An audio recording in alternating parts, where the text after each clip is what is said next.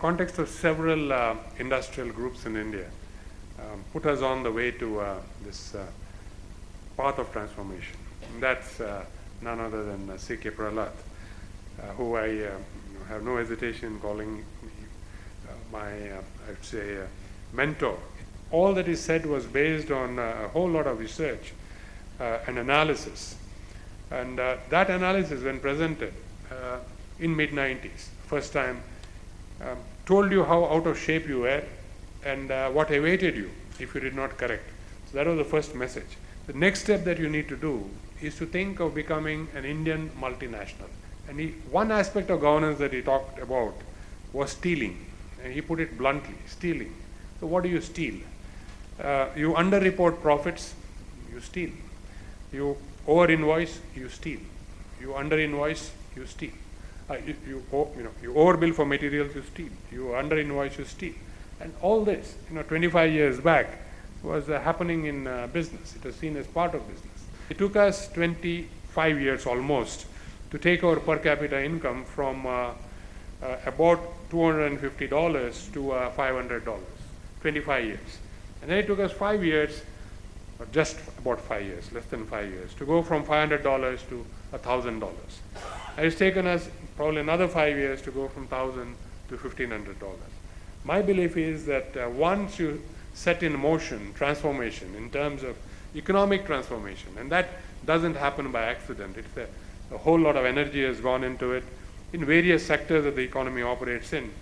This is very difficult to reverse. It is like you have ignited a reaction which you then can't control. So growth should continue for a very long period of time. And along this growth, we have seen companies get operationally efficient, balance sheets which are stronger, and internationally competitive. And this exactly is what C.K. Prahalad wanted when he talked to us in 1995. And I can now say, 15 years later or 17 years later, that we have gotten there in fair measure, which would have made him proud. And I'm sure it has made a lot of Indian entrepreneurs proud in the context of their achievements. Along with that, we have another rural driver which is driving transformation, that is a resurgent rural India.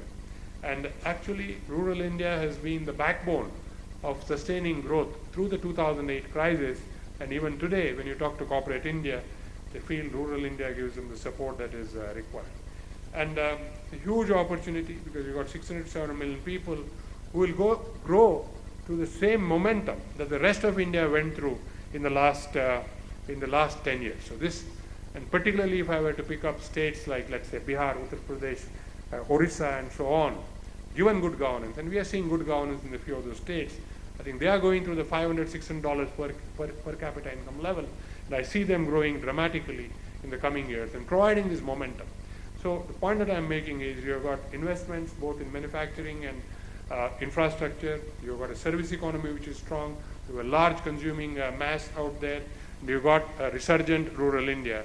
I think these are the pillars that will drive growth and continue with the transformation that we need to have to actually achieve the objectives as set out by CK in his vision document, India at 75.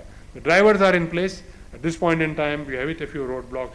Those roadblocks, I believe, the government is now seriously looking at addressing. And I would think that we will come back to the growth trajectory that we set out for ourselves, and we will by and large meet the vision that we have set for ourselves as India at 75.